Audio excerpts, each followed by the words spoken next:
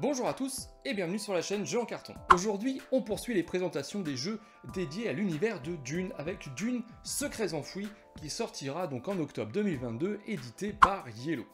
Alors quel est ce jeu? Ce jeu se base sur le fonctionnement du jeu détective, donc un jeu d'enquête édité également par Yellow, et donc dans ce jeu on va parcourir une histoire particulière dédiée donc à l'univers de Dune et qui se passe sur Arrakis. On va incarner un personnage aidé par 3 autres, que ce soit en solo ou à plusieurs, et on va donc parcourir cet univers en recherchant donc des indices, des informations liées à une histoire donnée dans un prologue. Elle est accompagnée d'une application donc en provenance d'un site web dédié, le lien est dans la notice, qui vous servira de base de données pour pouvoir rechercher et déclencher certains éléments en fonction de ce que vous allez trouver dans des cartes rencontres. Je vous explique tout ce qu'il faut savoir sur ce jeu pour savoir s'il est fait pour vous dans cette vidéo. Donc voici la mise en place pour ce Dune Secrets Enfouis réalisé. Donc vous voyez, il n'y a pas grand chose de compliqué. On a ici donc des fiches de personnages suivies donc d'icônes de petits tokens de ressources dont je vais vous parler juste après. On a le plateau principal entre guillemets donc qui est là avec un marqueur de temps qui se place en fonction de ce que va vous donner l'histoire, le chapitre que vous allez jouer. Et ici, vous avez un marqueur d'expérience. Donc au tout début de la première partie, il est placé sur le 4. Ça ne sera pas le cas dans les autres parties. Donc comment est-ce qu'on commence à jouer? Comment est-ce qu'on se prépare avant de lancer une partie donc, de Dune Secrets Enfouis? Donc d'ailleurs, tout d'abord ici, c'est la version originale, donc House Secrets, qui est éditée, donc ça va être Portal et Legendary. Ce n'est pas la version française qui sera éditée par Yellow qui devra arriver donc en octobre 2022. Je ne sais pas quand est-ce que vous allez regarder cette vidéo, mais au moins vous savez quand est-ce que ça sort. Donc lorsque l'on va jouer à ce jeu, vous allez devoir d'abord déterminer évidemment le nombre de joueurs. Alors ici, je suis tout seul, donc je vais faire une mise en place solo. La différence, ça va résider en fait dans la phase que vous allez utiliser de ces personnages. Donc si vous sélectionnez un personnage, par exemple ici j'ai pris Javed Dar, donc qui est un Fremen, je vais le choisir et je vais prendre cette bande noire, en gros cette partie noire, pour signifier que c'est le personnage que je joue, et donc les autres joueurs, si j'ai un deuxième joueur qui veut ce personnage là, Arya Koras, il devra retourner cette petite carte de cette manière là, sinon vous la placez du côté Advocate Side, donc c'est ce côté là, alors je ne sais pas comment ils vont le traduire, mais ce sera le collègue, j'en sais rien, et donc vous allez placer ces cartes dans ce sens là. Qu'est-ce que ça change? Eh bien, ça change déjà le nombre de ressources de ressources de départ que l'on va avoir pour la partie. Lorsque vous commencez avec un personnage, vous allez avoir une ressource qui correspond à ce qui est indiqué en bas. Ici, ce sera une ressource d'épices. Donc, on place une ressource d'épices ainsi. Les autres personnages rapportent 2 ressources pour pallier au fait que ça va être plus difficile si vous jouez tout seul.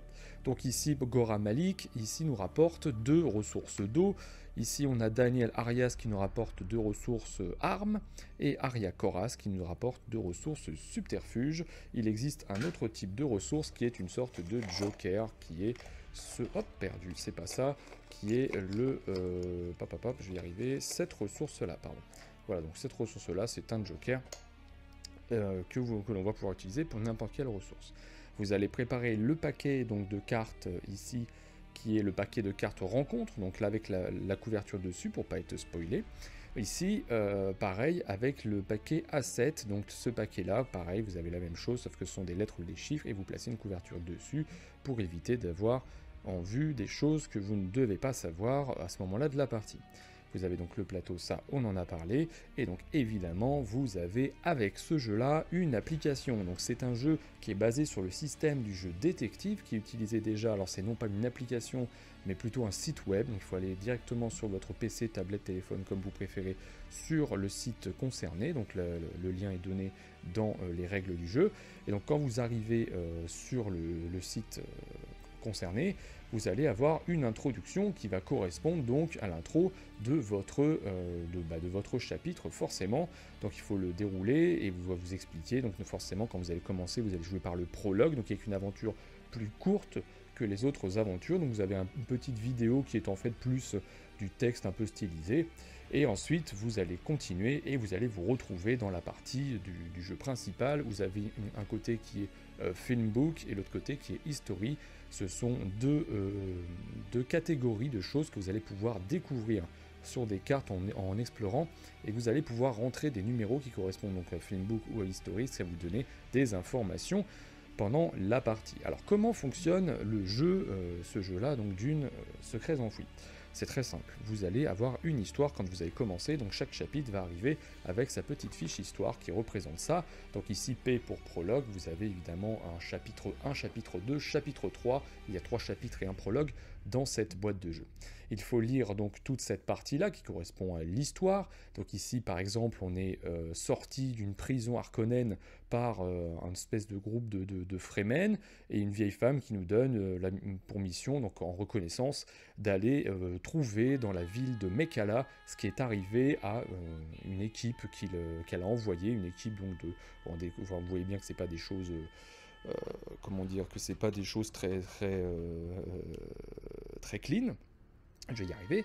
Et donc vous envoyez cette équipe a été envoyée et apparemment cette équipe s'est fait attaquer, donc vous devez découvrir ce qui s'est passé à Mekhala, je vous la fais courte.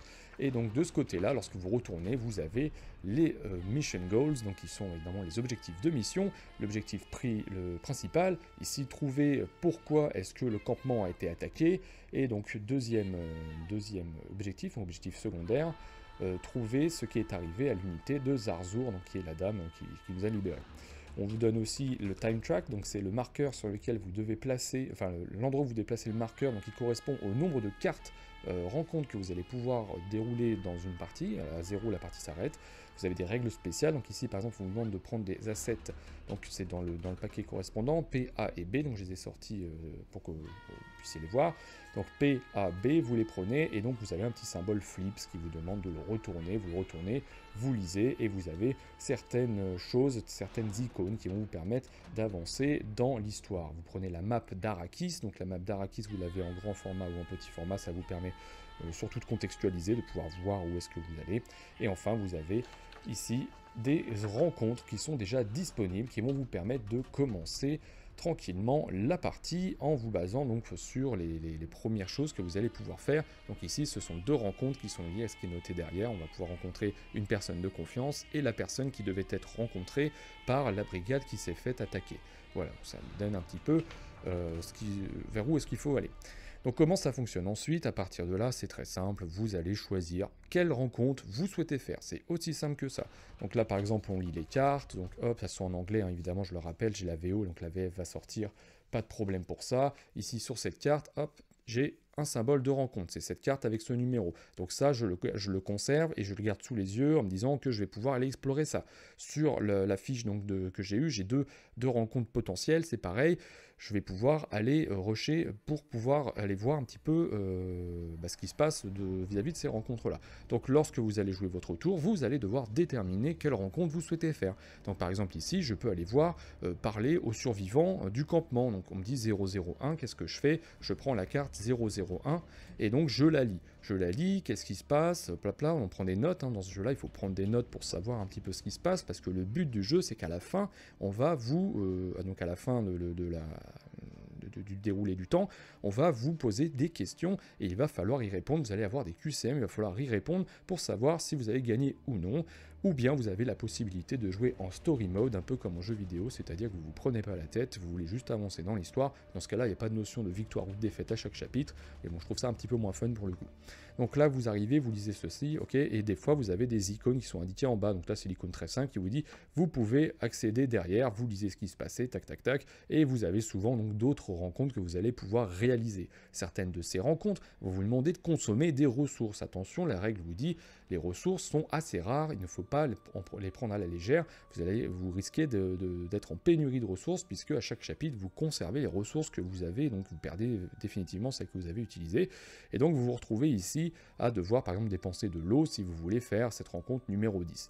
Donc lorsque vous avez fait votre rencontre, vous choisissez, si vous avez accès aux deux côtés de la carte, parce que c'est pas toujours le cas, vous avez accès aux deux côtés de la carte, vous la placez sur la droite du plateau, comme ça vous savez que vous pouvez accéder des deux côtés. Si ça n'est pas le cas, vous le placez hop sur la gauche, et donc dans ce cas-là, vous savez que vous n'avez pas le droit de regarder derrière. Comment est-ce que ça peut arriver? Eh bien, ça peut arriver que certaines cartes comme ça vous donnent le choix entre plusieurs choses. Soit vous la conservez et donc vous ne la retournez pas parce que vous ne voulez pas prendre le risque. Soit ici, par exemple, on demande de prendre un risque, pour pouvoir retourner la carte et poursuivre le déroulé de cette carte-là. Sauf que là, on vous dit qu'il va falloir piocher un symbole particulier. Donc ce symbole particulier, je vais essayer de vous retrouver le petit nom pour que vous puissiez savoir à quoi ça ressemble. Donc ce sont simplement les conséquences, tout simplement. Donc vous piochez les conséquences et vous avez le choix, soit vous tombez sur les Harkonnen et c'est pas bon, soit vous tombez sur les Atreides et il ne se passe rien. S'il ne se passe rien, on retourne la carte, ok, on poursuit. Alors là je parle pour un retourné de carte, mais vous pouvez l'utiliser pour d'autres choses en fonction de ce que la carte vous dit.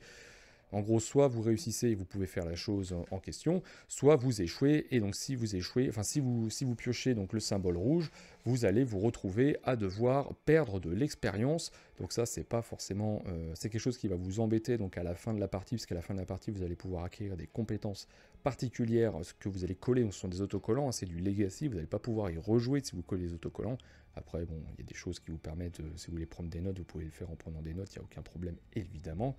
Et donc si jamais vous échouez, vous reprenez tous les jetons que vous avez utilisés, parce que lorsque vous utilisez des bons, vous les remettez dans la boîte, vous les reprenez tous et vous les remettez toutes dans le pool, et ensuite vous quand même vous poursuivez ce que vous avez fait, donc vous pouvez quand même retourner la carte, seulement vous avez subi quelque chose de pas terrible. Voilà pour ça. Donc ça c'est le simple système de fonctionnement du pool de conséquences. Et donc, lorsque vous allez avancer, vous allez donc terminer, vous allez avancer sur la time track comme ça, donc vous allez arriver à un 3 où il y a marqué délibération, ça veut dire attention, on se rapproche de la fin, il faut commencer à se poser et à réfléchir à ce qu'il va falloir faire, et donc vous continuez, lorsque vous arrivez à 0, vous jouez donc la rencontre qui est concerné, et ensuite vous allez donc dans le status report qui est en gros les questions à la fin qui vont vous être posées pour pouvoir savoir si vous avez remporté ou non la partie. Donc vous cliquez sur status report et ici on va vous poser donc des questions, il va falloir donc y répondre forcément, et donc dans ce cas là en fonction des réponses que vous allez donner, eh bien, vous allez vous retrouver, oui ou non, avec une victoire ou une défaite.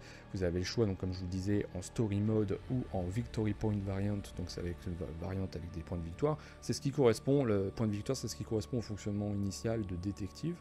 Mais si vous voulez faire un story mode, ou si vous êtes avec des personnes qui préfèrent avancer dans l'histoire, eh bien, vous pouvez faire un story mode, et ce sera aussi simple que ça. Une fois que vous avez terminé, donc comme je vous disais, vous allez devoir remplir donc, vos cartes de nouvelles compétences, et vous avez au dos de la notice une possibilité de suivre et de noter donc ce qui vous reste. Ici par exemple il me reste 2 armes, il me reste 2 subterfuges, 2 os et 1 d'épices. Je note ça ici. Je prends des notes vis-à-vis de l'aventure, parce que c'est une histoire qui se suit, donc on prend quand même des notes pour savoir si jamais on se rappelle plus à un chapitre ultérieur, parce qu'on n'est pas forcément destiné à faire tous les chapitres d'un coup. Donc vous notez, et vous notez ce qui vous semble important, et comme ça vous avez ce qu'il vous faut pour la suite des chapitres. Et donc voici à quoi ressemblent les icônes, donc les autocollants que vous allez pouvoir coller donc, sur ces cartes-là. Donc vous avez les cartes ici, vous avez des emplacements, vous allez pouvoir coller ces autocollants. Donc vous avez du niveau 1, du niveau 2 et du niveau 3. Donc ça, vous le faites après le prologue, ça après le premier chapitre, ça après le deuxième chapitre. Si vous avez pris, par exemple ici, Smuggler, donc Smuggler, un apprenti, donc un Smuggler, c'est un apprenti contrebandier, vous avez, pour 1 d'XP, vous pouvez prendre ce truc-là qui va vous faire gagner 1 d'épices. Donc 1 d'épices, mais une seule fois dans toute la partie. C'est-à-dire que vous allez le cocher, vous le cochez définitivement, vous ne pourrez plus jamais le réutiliser pour les autres chapitres. Pour pouvoir avoir le niveau 2 ici, il faut avoir le niveau 1, donc apprenti contrebandier, là un adepte contrebandier, un expert contrebandier. Ici, gagner 1 d'épices, 2 d'épices, et gagner un nombre illimité d'épices, ce qui peut évidemment vous aider pour la suite de l'aventure. Donc évidemment, vous avez le choix donc, entre ces 7 je vais y arriver, ces 7 catégories-là, vous allez pouvoir donc coller et vous allez pouvoir les utiliser lorsque vous le souhaitez, mais une seule fois par partie. Donc c'est pour ça que je vous disais que c'était un legacy, mais rien n'empêche, là, vous voyez les autocollants, mais vous pouvez tout à fait prendre une feuille et noter qui a quoi, ça marche tout aussi bien si jamais vous êtes embêté pour les coller. À savoir que dans le jeu, il y a également des petits livres comme ça qui parlent de votre personnage, donc ça c'est pas mal de le distribuer au début de la partie à chaque personne qui a choisi donc déjà son personnage, pour qu'il puisse en prendre connaissance. Ça permet de renforcer un petit peu le jeu de rôle. Et c'est tout donc ce qu'il fallait voir sur Dune Secrets Enfouis.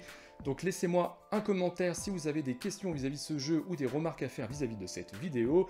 Un petit pouce bleu, ça aide toujours à développer la chaîne. Et je vous dis à très bientôt. Et évidemment, abonnez-vous à la chaîne Jeux en Carton.